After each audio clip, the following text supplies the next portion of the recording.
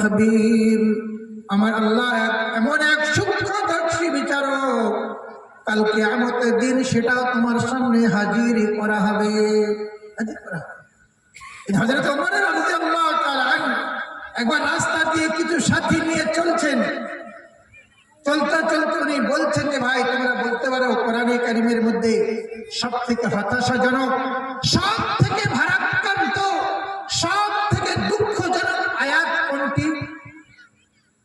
অন্ধকারের ভিতর থেকে আওয়াজ এলো, ফামাইয়ামাল মিসকাল যাররাতিন খায়রান ইয়ারা ওয়া মাইয়ামাল মিসকাল যাররাতিন শাররান ইয়ারা।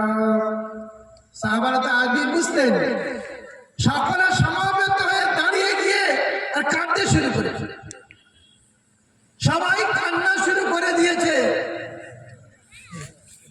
তো একজন সাহাবী জিজ্ঞাসা করছেন, হে আমিরুল মুমিনিন, কাল কিয়ামতের দিন সমস্ত মানুষের সামনে আমার ছোট্ট পাপটা কি সকলের সামনে উন্মোচন করা হবে, দেখানো হবে?